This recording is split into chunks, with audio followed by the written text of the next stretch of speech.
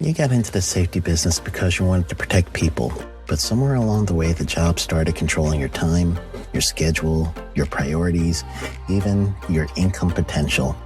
What if the expertise you've built over the years in the field can give you something more?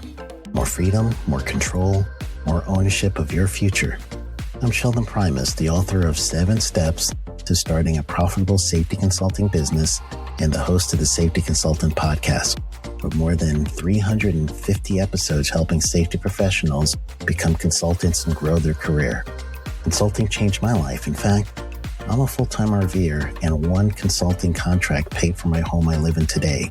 Now, I help safety professionals build their own consulting practice through bi-weekly coaching calls, accountability, and personal guidance. But this program isn't for everyone.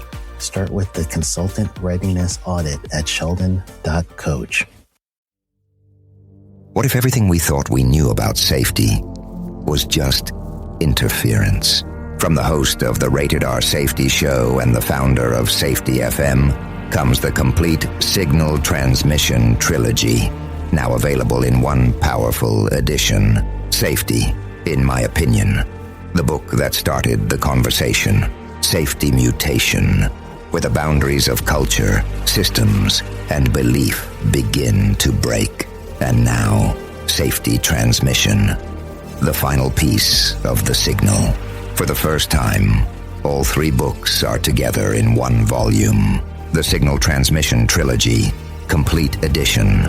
This isn't just about compliance. It's about consciousness. It's about decoding the way we think, lead, and live, inside and outside the system. Whether you've been following the signal since the beginning or you're just now tuning in, this is the version to own. Search Signal Trilogy on Amazon or visit safetyfm.com to get your copy now.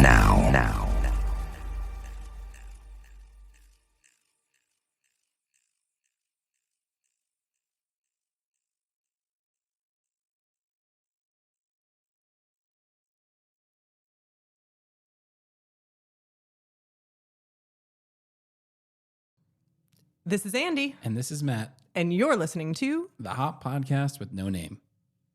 What a dumb name. It's so stupid.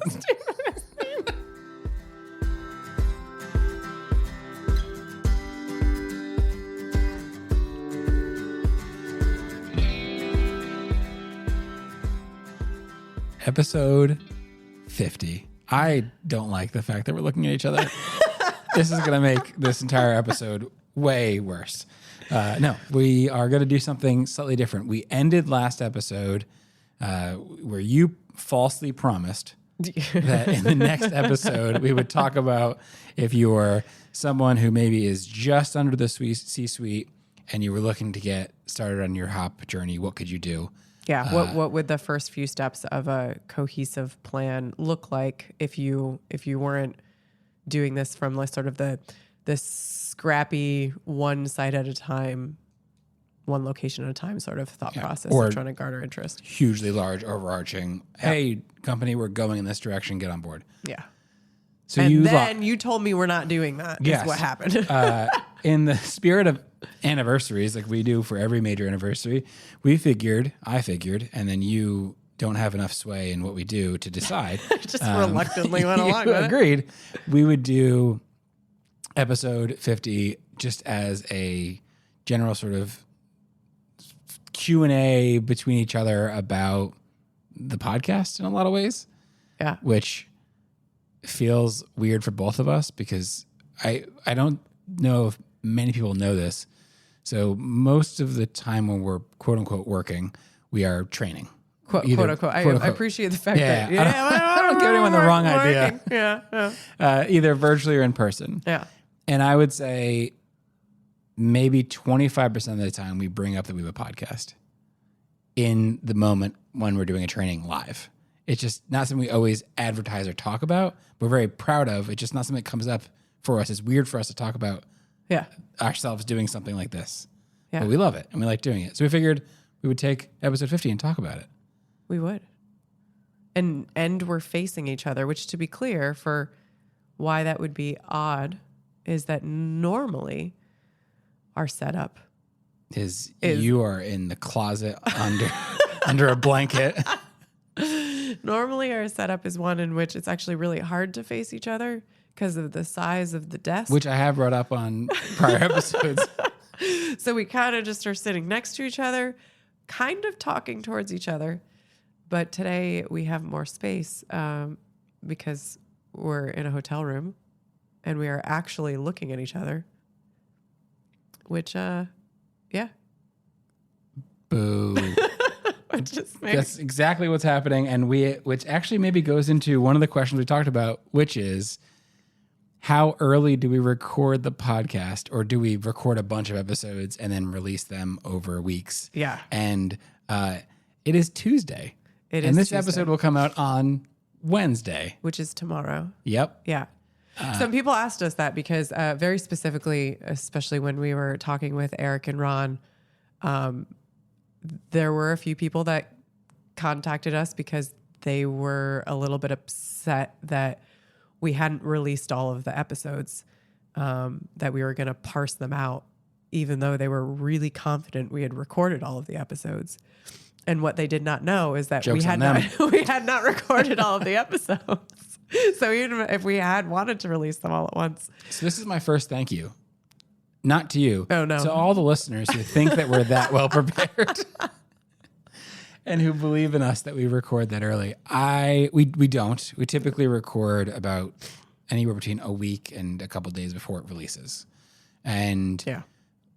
we do that for two reasons. One is what we joked about, which is we are fairly busy and we just don't sit down with a 3-hour, 4-hour block and record multiple episodes. Not to say we can't. Like, to be clear, if we wanted to, I am sure there are people that are as busy, if not busier than we are, that have figured out how to do this more proactively than we do. I want to put that out there, that I am Absolutely. confident. I am confident this is an us problem and not just a scheduling issue. We are the people problem of our own doing. I am absolutely In confident this situation.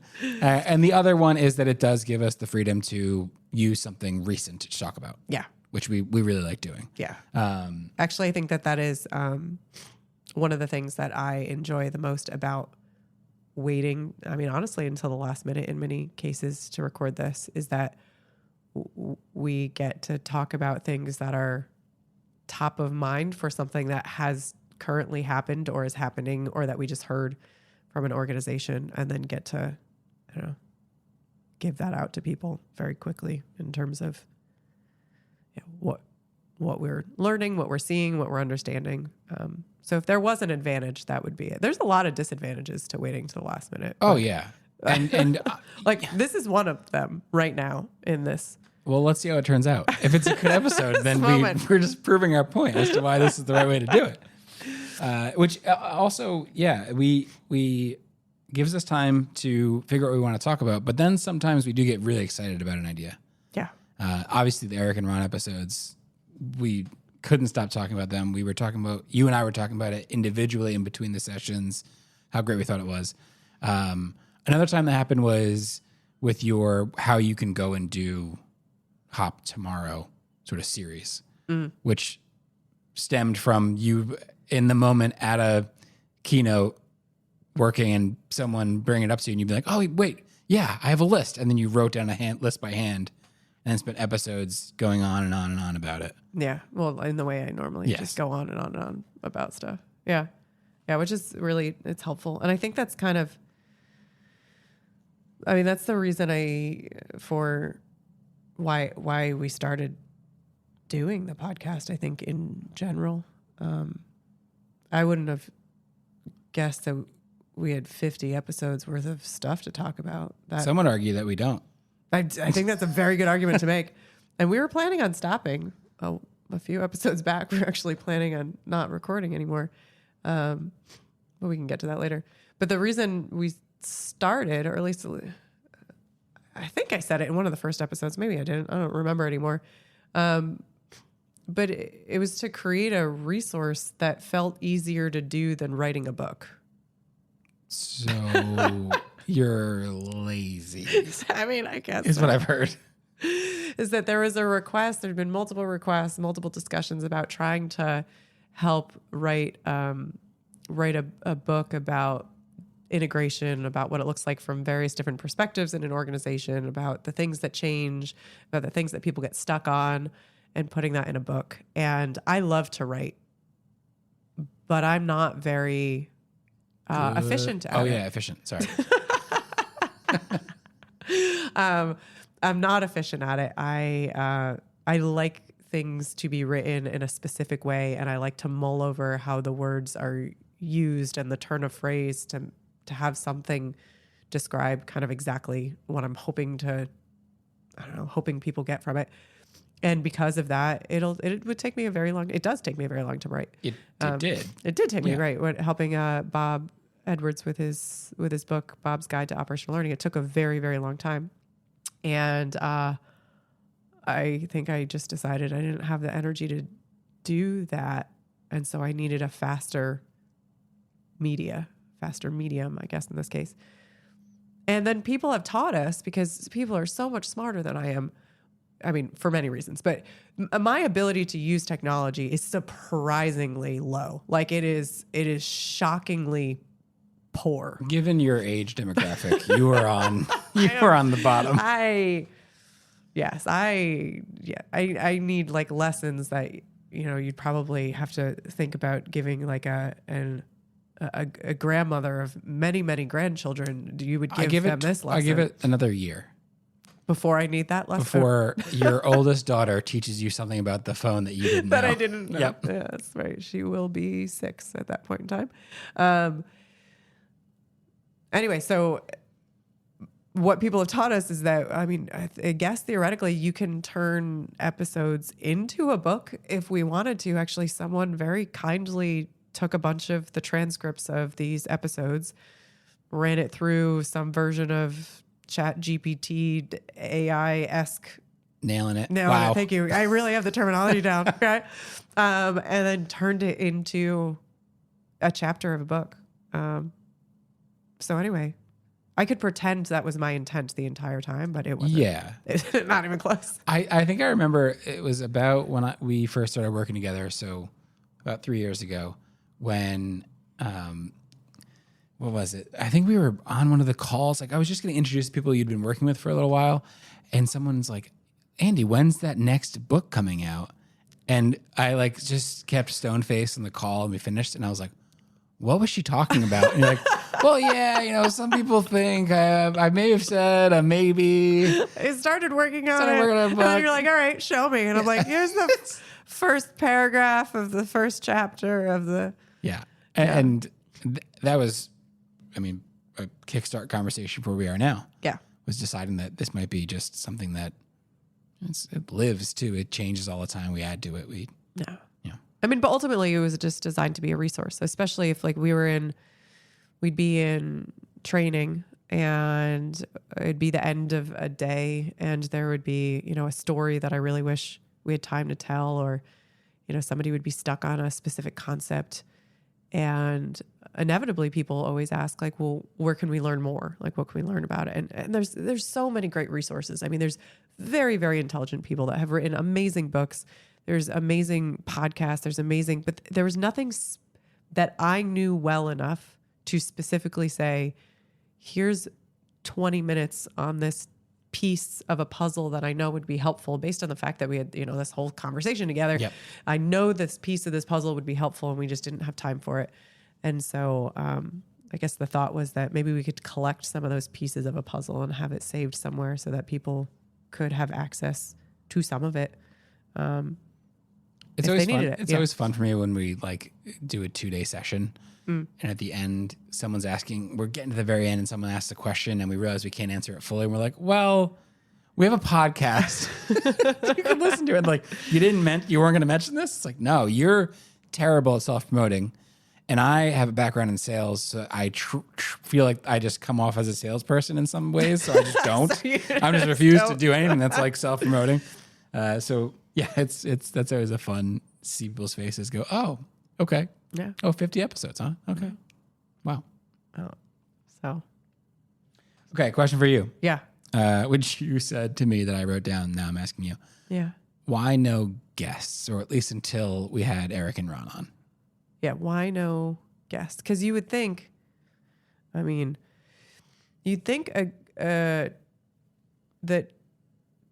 two people who spend a considerable amount of their time learning and teaching people the importance of learning would value other people's input enough to record it, right? Like, I mean, that's just, we talk about operational learning all the time. There are people in this space that are actively integrating things today. So you'd think that you would want to learn from them, hear what they have to say, and use that to help other people. That is using Hop to do Hop, I guess, if you had to say it any other way. And we do spend a lot of time learning from people. Many of the conversations that we get to have, whether it be like routine standing meetings that we have, that we bring people together to learn from them, or we're interacting with specific organizations, we very intentionally spend the time to ask people what's working well, what's not working well, what was integrated well, what wasn't. One of my favorite calls that we have and we get to do is what we call Tuesdays at 2, which is a whole bunch of people that are trying to do this stuff in the space, get to come together and ask each other questions. And I get to learn so much about what's working well and not working well. We spend the time to learn, and then we try to pass it on. And the reason we don't have guests is entirely to do with my ability to logistically figure out how to do that well. That is it. I mean, that is it. There's no other reason apart from it is hard enough for you and I to figure out how to create time and space to record when it's just our two schedules to try to create. When you add in somebody else's schedule and then trying to make sure that they're comfortable, right? Make sure that they've got prep time so that they don't feel like something's thrown at them. I give so much credit to people who run podcasts and spend that time up front and get guests lined up and have those conversations and make sure that, you know, the folks that they're talking to are comfortable. So much credit. And I just personally, as an individual, can't figure out how to fit that into our schedule. That's it. There's no other reason for me. Ask me why, because I have an answer. Okay. So Matt, why don't you guys have more guests? Because of your inability to get things scheduled. Yeah, I think we go back and forth on this a lot, but you having 2 young kids, and a family, and I don't. So it's just we're always balancing all of our schedules, and the 2 little girls, you know, take priority in a lot of ways, and which they should. Yeah. But I think that's something that is actually going to spring us into our next question, or next set of questions. Yeah. Favorite part of the first 50 episodes? Favorite part of the first 50 and episodes? We'll leave Eric and Ron out specifically because that would be both of our favorites. Yeah, absolutely. So other than those episodes. Nothing that we recorded. Oh. Okay. Well, we made it this far. So thanks, everybody. No, it's nothing that we record. I mean, sure. I mean, there's some things that like specific episodes that I think that stick out, maybe just because they're abnormal compared to some of the other ones, like how we talk about applying this in personal life, like a few episodes around that. When I got to operationally learn about your men's over 30 wood bat baseball league. Yeah, but make sure it's a very like a city. It's you got to refine it as far as you can. It's men's over 30 wood bat in one city in Massachusetts baseball league.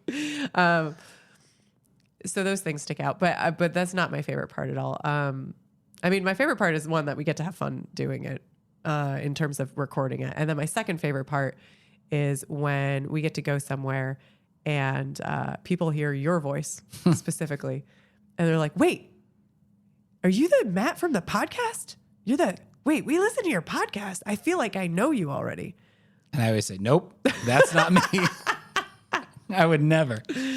Yeah, that's my favorite part. My favorite part is getting to have people recognize you and your voice when we're somewhere. Yeah, that's what brings me joy. Cool answer. Mine is I like when someone sends us an email and not like, hey, we love the episode. We very rarely get like just, if ever, just a message like, love the stuff you're doing, keep it up. It's never that because it's maybe not that good. Maybe that's what we should strive for. Maybe we should reflect on that. It's usually people who take us up on the hey, Fling us something, and they truly will send like a couple paragraphs of a story. Yeah. That's like, here's where I'm at. Here's where I'm stuck. Could you talk about something about this? I think it's the best. It makes me so happy. That, and if we see someone on LinkedIn that said like, I listened to this and it meant something to me or it did something for me, I think those are definitely my highlights. Yeah. I wish we actually had more people that would fling us things. I mean, we have quite a few, but that I love knowing what people are currently struggling with, because we do have access to being able to talk to a lot of different people, which means if somebody has a thing that they're struggling with, because of the fact that we get to go talk to different organizations and bring people together and, have those types of conversations, and we're connected with other people that teach this around the world, our ability to kind of gather ideas or information around a topic, and then hopefully come back and report back, right? Like hopefully bring that to something that's useful for people. I hope more people take us up on the offer of well, being it's able fun to do because that. that was my next question was, what's your goal for the next 50 episodes? Yeah. And it sounds... No, we're not going to do... Are we going to do 50 more? Are you kidding me? You are in a contract. You are in a legally binding contract. We don't have 50 more episodes of things to say. Well, that brings me to my goal, which is funny. This was going to sound like we planned it. You had no idea I was asking this or where this was going. No clue. My goal for the next 50 is to get more people on the podcast. Not exclusively, not like all guests all the time. Yeah. Just get a couple people on with us, maybe similar to Eric and Ron, maybe some other people. And just No one will be similar to Eric. Yeah. We like those guys a lot. But similar ideas that we can share.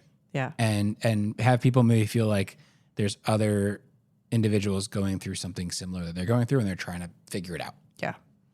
That'd be my future goal. Okay. Last question. And this is not a good last question. It's just the last one of my notes. Do you just have a scribbled down list of I questions? do. I can barely read it. And that's not, if you listen to last, it was not an eyesight issue. That is a handwriting issue. I was going to be a teacher, and that was probably my biggest obstacle. So I think this is just a fun way to end it. You've decided we're ending it on this question. You're building it up a lot. No, I'm not intending to. It's not good. But my thought is if you made it this far in the episode, you probably want to be here, so I can just kind of... I mean, they probably should have turned it off however many minutes ago when they realized we weren't going to talk about anything real. This is a weird one, but what's your major takeaway? I hate that I even said that. What's your... Major takeaway. Major takeaway that you want people to have about Hop? Oh. Like if I had to pick a thing? Yeah, because we have said gosh. it episode after episode. We don't have an elevator pitch. It takes so long to explain what we do. People ask me now, 3 years into doing this, and I just go, it's a lot. And we work with these people. So I have to, what do I want people to know about this? Like people who haven't heard of it before? Yeah, I mean, or people who heard a little bit about it and they're just sort of picking it up. Maybe I'll go first. No, okay, you go first. Okay. Yeah. I think about this often, and I refuse to use this phrase, but I'll use it now to show what I'm talking about, which is to not throw the baby out with the bathwater. I think so often we're conditioned to learn something new means that we have to rewrite what we're doing. And that means we used to do an exercise at my last company that was a start, stop, continue. Yeah. I'm not sure if that's ever familiar. Yeah, no, it's pretty common. What, yeah. what do Even in you want industry, to start doing? What are stop you doing doing. now that you want to stop? And what do you want to continue doing? It's usually Hop is just continue what you're doing and just using a different thought process to go and do it. And I think we tried an analogy to explain what that shift meant one episode.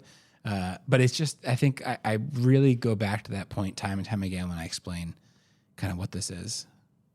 That's my takeaway that I want people to have. That they don't have to throw the baby out with the bathwater. Yeah. Yeah. Yeah. What would I like people to know?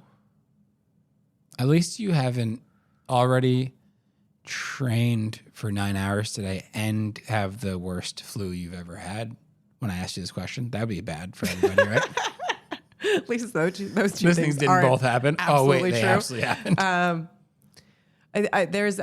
I know, I just don't know how to articulate it. I know what I would want people to know. I think that I spend sometimes 9 hours trying to explain it, like today.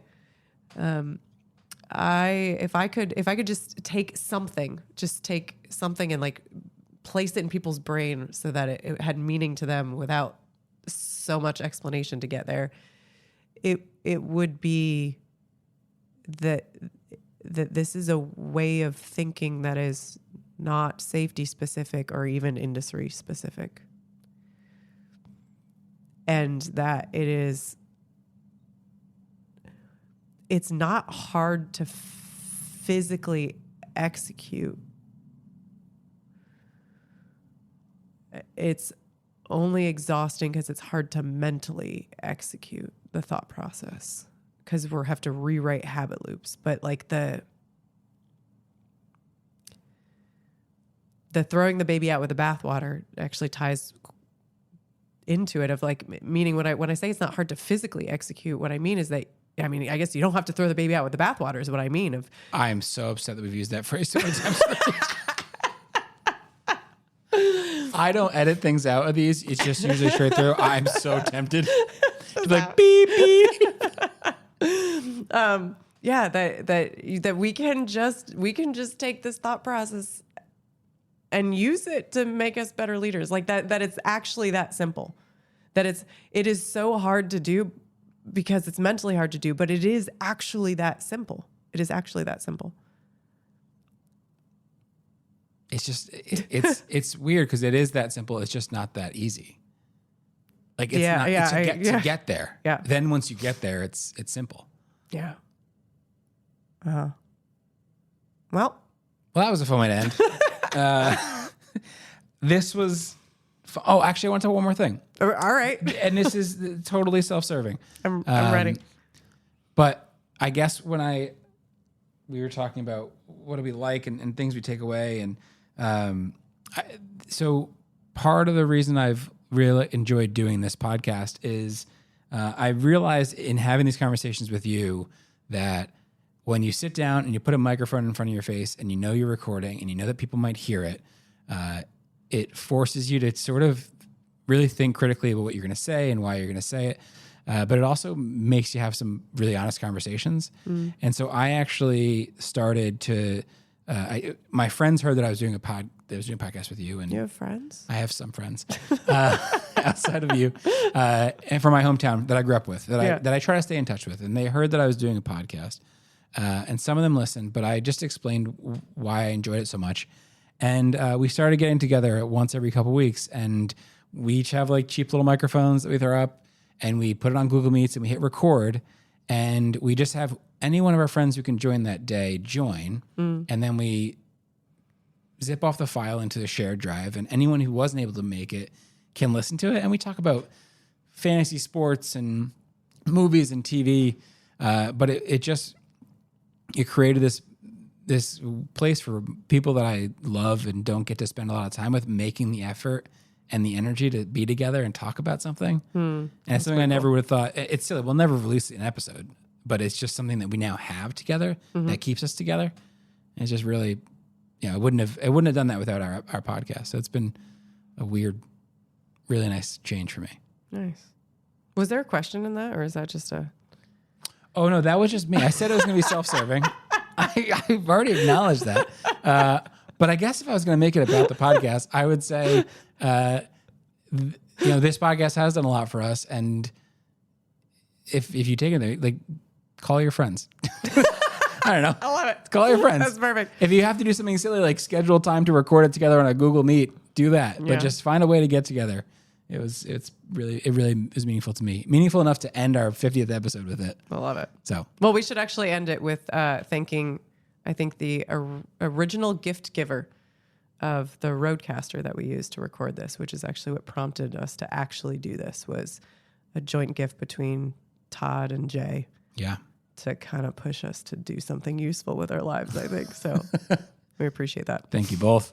All right. So next episode, do we get to go back to talking about? Yeah, this is the only one.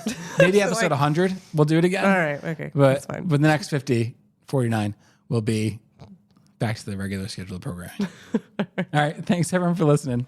Talk soon.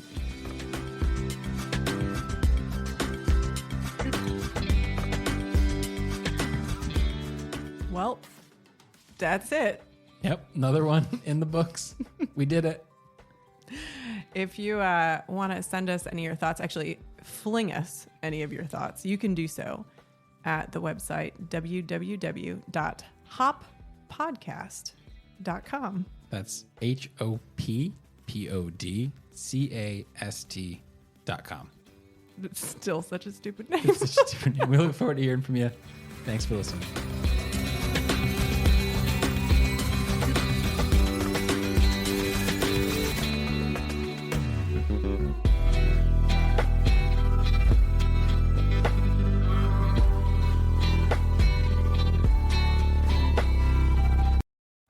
You got into the safety business because you wanted to protect people, but somewhere along the way, the job started controlling your time, your schedule, your priorities, even your income potential. What if the expertise you've built over the years in the field can give you something more? More freedom, more control, more ownership of your future. I'm Sheldon Primus, the author of 7 Steps to Starting a Profitable Safety Consulting Business and the host of the Safety Consultant Podcast, with more than 350 episodes helping safety professionals become consultants and grow their career. Consulting changed my life. In fact, I'm a full-time RVer, and one consulting contract paid for my home I live in today. Now, I help safety professionals build their own consulting practice through bi-weekly coaching calls, accountability, and personal guidance. But this program isn't for everyone. Start with the Consultant Readiness Audit at sheldon.coach. What if everything we thought we knew about safety was just interference?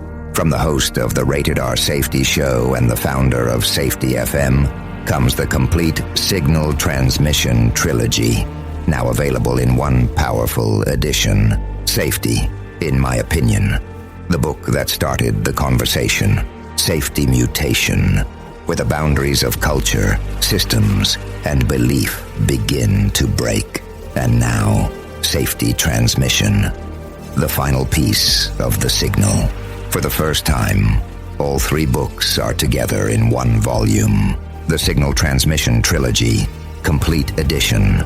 This isn't just about compliance. It's about consciousness. It's about decoding the way we think, lead, and live, inside and outside the system. Whether you've been following the signal since the beginning or you're just now tuning in, this is the version to own. Search Signal Trilogy on Amazon or visit safetyfm.com to get your copy now.